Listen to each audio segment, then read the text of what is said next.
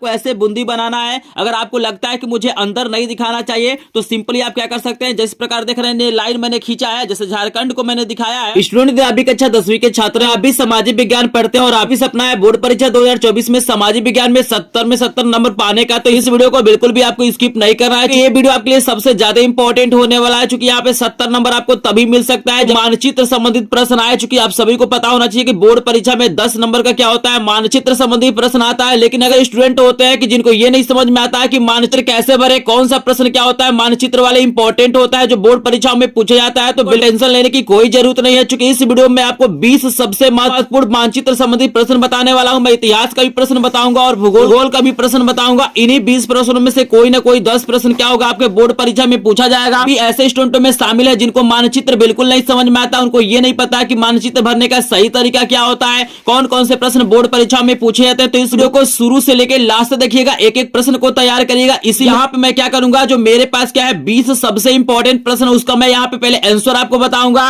Then आप लोग देख सकते हैं कि मेरे पास मानचित्र भी दिया गया है। इसी तरह का मानचित्र आपके बोर्ड परीक्षा में आएगा और इसी में क्या करना होगा, आपको भरना होगा। ये पूरा खाली रहेगा, ठीक है ना। ट्रिक के माध्यम से बताऊंगा कि कैसे चित्र में आपको भरना है। तो स्टूडेंट सबसे क्या करते हैं, सबसे पहले जो हमारे पास क्या है 20 सबसे इंपॉर्टेंट प्रश्न, उसका आपको उत्तर बता देते हैं। चूंकि आपको उत्तर पता रहेगा तभी आप लोग मानचित्र में दिखा पाएंगे। देन उसके बाद आपको बताने वाला हूं, तो जिनका भी सपना होगा सामाजिक विज्ञान में 70 में 70 नंबर पाने का, तो इस वीडियो को जरूर देखिएगा और ये वीडियो आपके जीवन का सबसे इंपॉर्टेंट वीडियो होने वाला है। तो चलिए वीडियो को स्टार्ट। यहाँ पे सबसे पहले हम क्या करते हैं, इतिहास से संबंधित यहाँ पे 10 सबसे महत्वपूर्ण प्रश्न आपको कराने वाले हैं। देन इसके बाद से भूगोल का भी मैं प्रश्न कराऊंगा, चूंकि बोर्ड परीक्षा में दोनों प्रश्न आते हैं, इतिहास के भी 5 प्रश्न आते हैं और भूगोल के भी 5 प्रश्न आते हैं। उसके बाद से आपको मानचित्र में दिखाऊंगा कि कैसे दिखाना है। तो सबसे पहले इन प्रश्नों को आप लोग याद कर लीजिए। पहला प्रश्न जो सबसे ज्यादा इंपॉर्टेंट आपसे पूछा गया है कि वह स्थान जहां दिसंबर 1920 में कांग्रेस का अधिवेशन हुआ था, तो आपको बताना कि उस जगह का क्या नाम है और उसी जगह को क्या करना, आपको मैप में दिखाना है। तो आप सभी को बता दूं कि इसका जो आंसर हमारा होगा नागपुर होगा।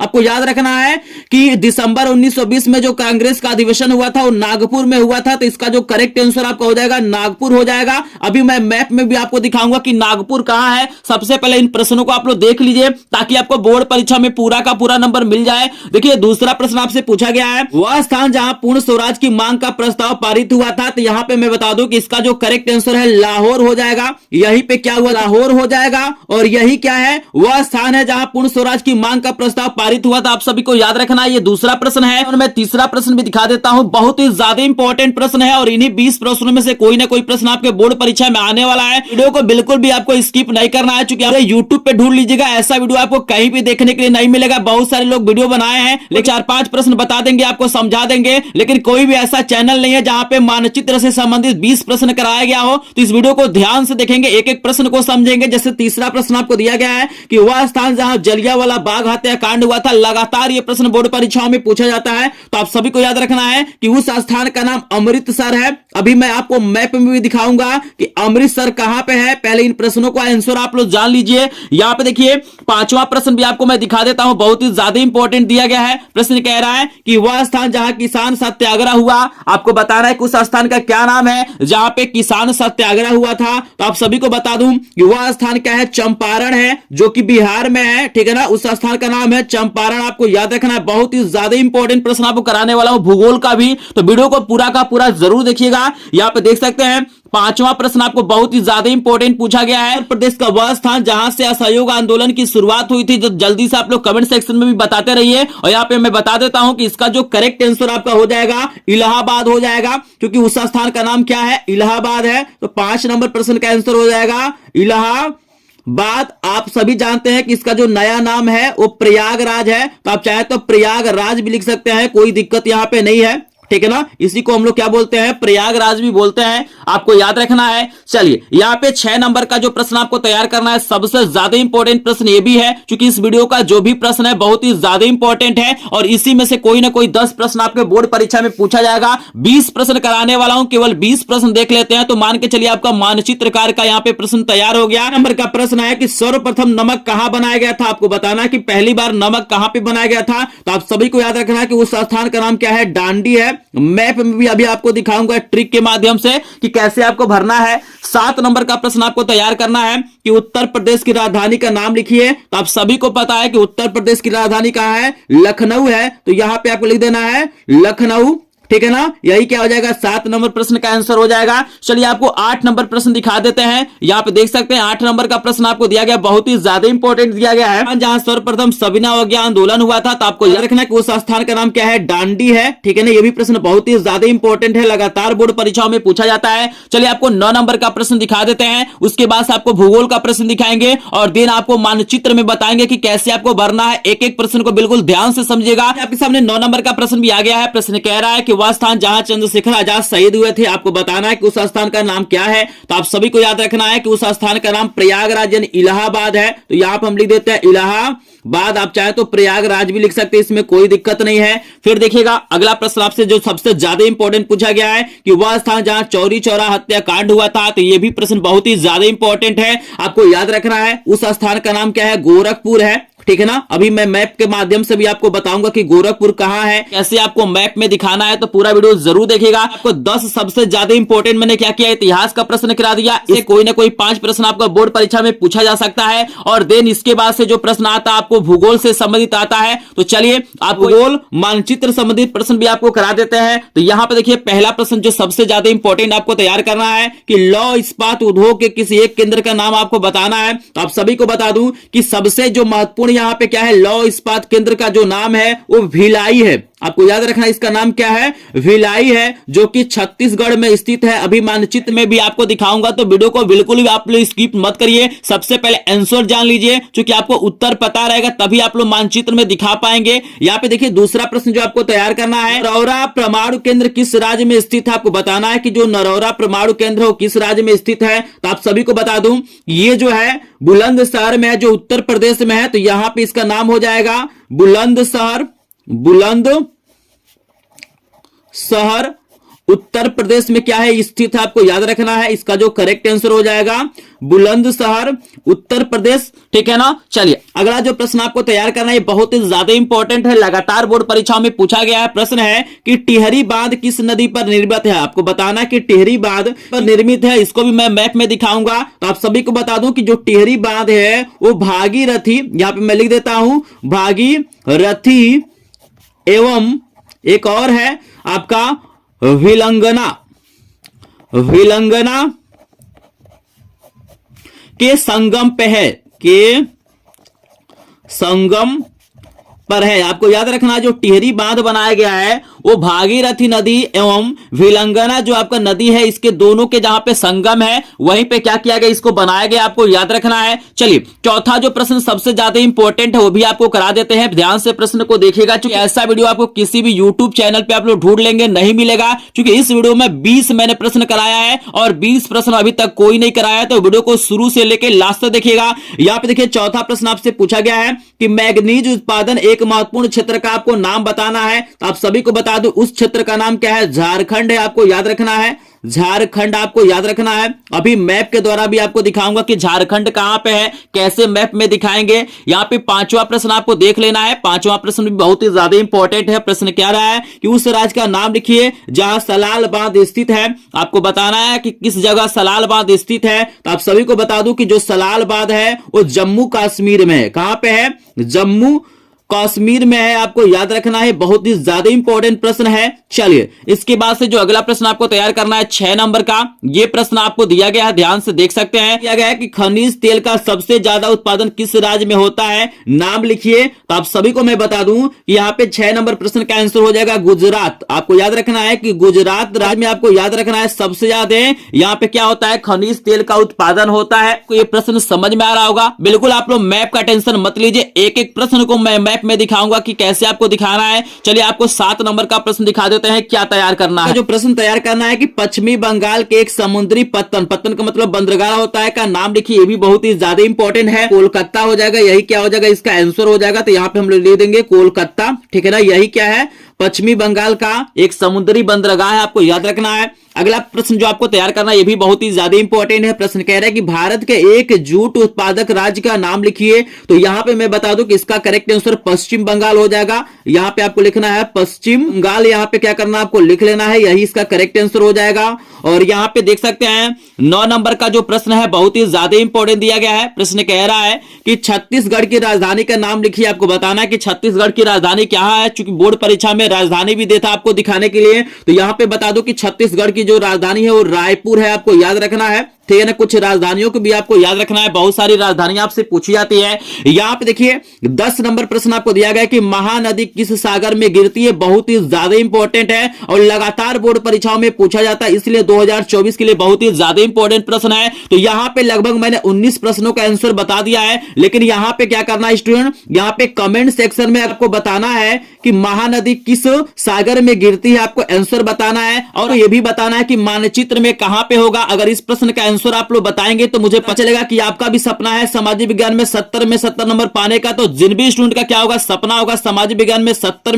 नंबर पाने का, तो इस वीडियो को लास्ट देखिएगा और इस प्रश्न का आंसर आप लोग जरूर कमेंट करेंगे, ताकि आपको बताता है कि मानचित्र में आपको कैसे भरना है। तो हम सबसे पहले इतिहास के जो हमारे 10 प्रश्न को हम मानचित्र में दिखाते हैं। तो यहाँ पे देखिए स्टूडेंट, यहाँ पे कुछ इस तरह का आपके पास मानचित्र मिलेगा, ये पूरा खाली रहेगा और यहाँ पे आपको क्या करना, एक जैसे आपको पॉइंट बना के कहीं देगा, इसको आपको दिखाना होगा, कहीं आपको सिंबल देगा, कहीं देगा कि त्रिभुज के द्वारा दिखाइए, कहीं प्लस के द्वारा देता है, कहीं यस के द्वारा देता है। तो बिल्कुल भी आपको टेंशन नहीं लेना है। इसमें क्या होता है, चिन्ह नहीं देता है तो सिंपली आप लोग ऐसे बूंदी करके, ऐसे पॉइंट करके आप लोग दिखा सकते हैं, लेकिन भूगोल में आपको चिन्ह देता है। तो चिन्ह में क्या करना, जैसे मान लीजिए इतिहास में यहाँ पे पॉइंट बनाएंगे ना, उसी प्रकार आपको क्या करना, अगर यहाँ पे त्रिभुज का चिन्ह है तो आपको त्रिभुज बना देना है, प्लस है तो प्लस बना देना है, यस है तो यस बना देना है, ठीक है ना। ये आपको मैंने तरीका बता दिया कैसे बनाना है, बिल्कुल टेंशन नहीं लेना है। भर के भी दिखाऊंगा, बिल्कुल परेशान मत होइए। अभी मैं मैप में आपको भर के दिखाऊंगा, बिल्कुल सही बताऊंगा कि कौन कहां पे है। सिर्फ आपको यहाँ पे मैं थोड़ा सा बता देता हूं, जानकारी दे देता हूं। यहाँ है कि जैसे मान लीजिए अगर आप लखनऊ को दिखा रहे हैं तो आप चाहे तो वैसे करके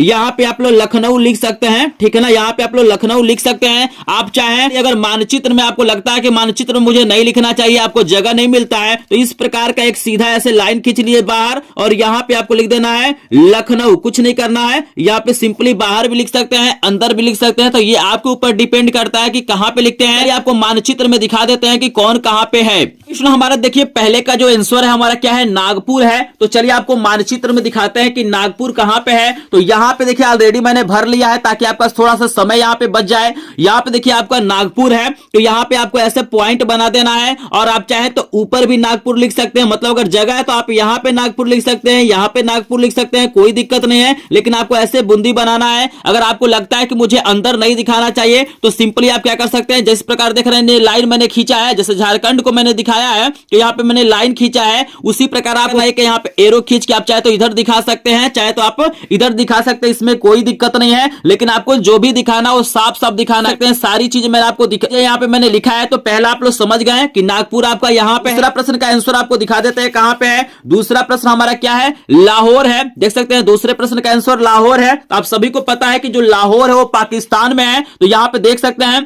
कि मैंने यहाँ पे लाहौर को लिखा है, ये पाकिस्तान है और यहीं पे क्या है आपका लाहौर है। तो ऐसे आपको बूंदी बना देना है और यहाँ पे लाहौर लिख देना है, बिल्कुल टेंशन आपको नहीं लेना है। आई होप आपको समझ में आ रहा है। एक एक पॉइंट को ध्यान से समझिएगा कि कौन कहां पे है, क्योंकि इन्हीं प्रश्नों में से कोई ना कोई प्रश्न आपके बोर्ड परीक्षा में पूछा जाएगा। चलिए तीसरा जो प्रश्न आपको दिया गया था, हमको दिया गया था जो जलियांवाला बाग हत्याकांड कहां हुआ था, इसका आंसर हमारा अमृतसर है। तो यहाँ पे देख लीजिए, आपको मैप में दिखा देता हूं कि अमृतसर कहां पे है। तो देखिए अमृतसर कुछ यहाँ पे है, ऐसे आपको पॉइंट बना लेना है और एरो के द्वारा क्या करना है, आपको अमृतसर लिख देना है। आप चाहे तो इधर भी दिखा सकते हैं, अगर आपके पास जगह है तो यहाँ पर भी लिख सकते हैं, इसमें कोई दिक्कत नहीं है। लेकिन ध्यान देना है कि आपको साफ साफ बनाना है ताकि एग्जाम में जैसे ही मैप को देखे उसे लगे कि ये बच्चा पढ़ा लिखा है और अच्छे से लिखा है। चलिए प्रश्न नंबर 4 का आंसर भी आपको दिखा देते हैं। प्रश्न नंबर 4 देख सकते हैं, आपको लिखा हुआ है चंपारण। इसका आंसर क्या है, चंपारण है। तो आप सभी को पता होना है कि जो चंपारण है वो बिहार में है। तो देखिए मैंने चंपारण को भी दिखाया है, आपका बिहार है और यहीं पे क्या है आपका चंपारण है। तो ऐसे बूंदी बनाना है।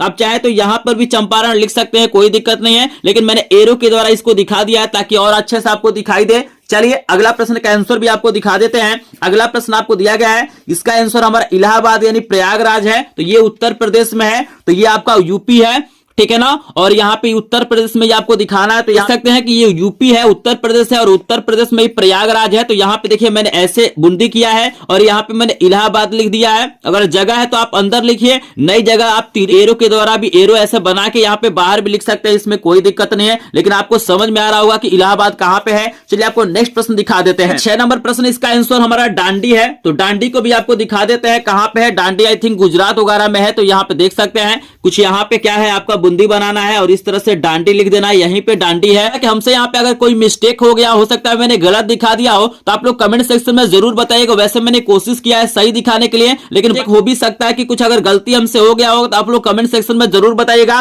तो चलिए आपको अगला प्रश्न दिखा देते हैं। 6 नंबर का प्रश्न दिखा दिया। 7 नंबर प्रश्न का आंसर हमारा लखनऊ है। तो लखनऊ हमारा क्या है भाई, उत्तर प्रदेश की राजधानी है। तो लखनऊ उत्तर प्रदेश में होगा, तो ये उत्तर प्रदेश है और यहीं पे आपका लखनऊ है। तो ऐसे आपको पॉइंट बनाना है और यहाँ पे लखनऊ लिख देना है। आप चाहे तो ऐसे एरो बना के बाहर भी लिख सकते हैं, इसमें कोई दिक्कत नहीं है। आई होप आपको समझ में आ रहा होगा। इसके बाद से देखिए अगला जो प्रश्न है 8 नंबर का, इसका जो हमारा आंसर है, इसका भी आंसर हमारा डांडी है। तो यहाँ पे ऑलरेडी मैंने क्या किया है, डांडी को दिखाया है। देख रहे हैं यहाँ पे डांडी है, तो आपको 2 बार दिखाने की जरूरत नहीं है, बहुत आप लोग कर सकते हैं। तो यहाँ पे क्वेश्चन नंबर लिख सकते हैं। जैसे मान लीजिए अगर 6 का आंसर है तो यहाँ पे 6 लिख दीजिए, 7 का भी है तो 7 लिख दीजिए। आप चाहे तो क्वेश्चन नंबर भी लिख सकते हैं, इसमें कोई दिक्कत नहीं है।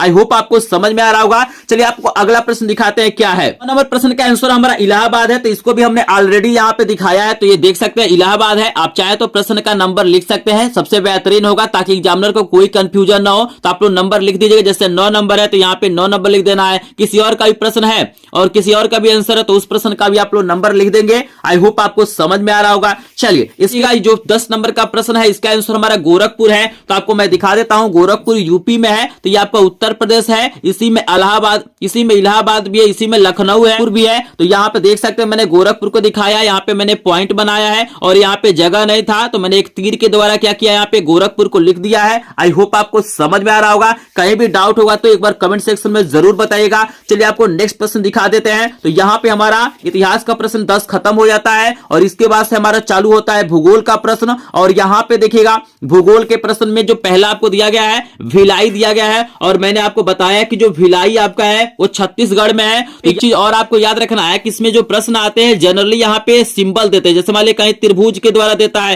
कहेगा कि लौ इस्पात उद्योग केंद्र को त्रिभुज के चिन्ह द्वारा क्या कीजिए, प्रदर्शित करिए। तो अगर चिन्ह दिया है तो बिल्कुल अभी आपको परेशान नहीं होना है। जहां पे आप ऐसे लोग पॉइंट बना रहे हैं ना, उसके जगह पे आपको क्या करना है, ऐसे त्रिभुज बना देना है। प्लस दिया है तो प्लस बनाइए, यस दिया है तो यस बनाइए। जैसा सिंबल होगा वैसे बना देना है और बिल्कुल इसी प्रकार क्या करना, आपको नाम लिखना है। तो यहाँ पे आप लोग देख सकते हैं ये छत्तीसगढ़ में भिलाई है, तो यहाँ पे आपको पॉइंट बनाना है और यहाँ पे क्या करना, आपको भिलाई इस प्रकार लिख देना है। अगर त्रिभुज का चिन्ह के द्वारा दिखाना होता है आप लोग त्रिभुज का चिन्ह बना लेते हैं। आई होप आपको समझ में आ रहा होगा। लेकिन भिलाई कहां पे है आपको याद रखना है, बहुत ही ज्यादा इंपॉर्टेंट प्रश्न है। चलिए दूसरा प्रश्न का जो हमारा आंसर है देख सकते हैं बुलंदशहर यानी उत्तर प्रदेश। तो और उत्तर प्रदेश में क्या है, बुलंदशहर है। तो यहाँ पे मैंने बुलंदशहर को भी दिखा दिया है। आई होप आपको समझ में आ रहा होगा। चलिए अगले प्रश्न का आंसर आपको दिखाते हैं। अगले प्रश्न का आंसर है कि टिहरी बांध हमें दिखाना है जो रहती है भिलंगना के संगम पे है। तो टिहरी बांध आपका कुछ यहाँ पे है, आपको याद रखना है। यहाँ पे देख सकते हैं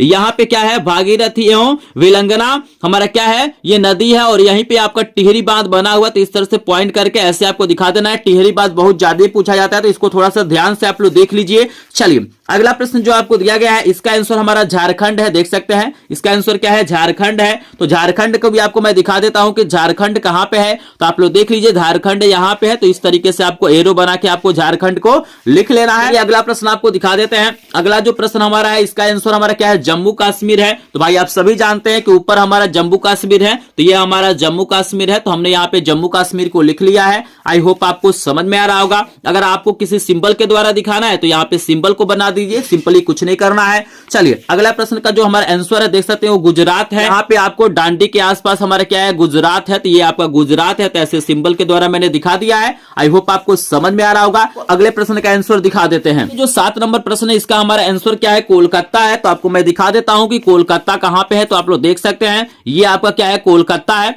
ठीक है ना, आपको दिखाई दे रहा है ये कोलकाता है। तो मैंने दिखाया और पश्चिम बंगाल को भी दिखाया। तो ऐसे सिंबल के द्वारा आप लोग दिखा सकते हैं। चलिए इसके बाद से जो आपको आंसर दिया गया है पश्चिम बंगाल, तो यहीं पे देख सकते हैं कोलकाता में ही हमारा क्या है, पश्चिम बंगाल है। तो यहाँ पे मैंने आपको दिखा दिया है दोनों को ऐसे एरो के द्वारा और यहाँ पे मैंने कोलकाता लिख दिया है। चलिए अगला जो प्रश्न आपको दिया गया है इसका जो हमारा आंसर है रायपुर है। तो आपको हम दिखा देते हैं कि भाई रायपुर कहां पे है। देख सकते हैं मैप में आपका क्या है, ये रायपुर है। क्योंकि छत्तीसगढ़ की राजधानी क्या है, रायपुर है। तो छत्तीसगढ़ में ही रायपुर होगा और भिलाई भी यहीं पे है। तो दोनों को मैंने यहाँ पे लिख दिया है। आई होप आपको समझ में आ रहा होगा। पूरा मैप पे आपको दिखा देता हूं, देख सकते हैं कितना साफ साफ दिखाई दे रहा है। तो बिल्कुल इसी तरीके से आपको भरना है, तभी जाके आपको पूरा का पूरा नंबर मिलेगा। एक प्रश्न मैंने आपसे कमेंट सेक्शन में पूछा है, इसका आंसर आप लोग जरूर दीजिएगा कि इसका आंसर क्या होगा और ये कहां पे स्थित है। पूछा गया है कि महानदी किस सागर में गिरती है। को भी इसका आंसर पता होगा वो कमेंट सेक्शन में जरूर बताएगा कि इसका आंसर क्या होगा और इस इंडिया के मैप में वो कहां पे स्थित होगा। आई होप आपको वीडियो पसंद आया होगा।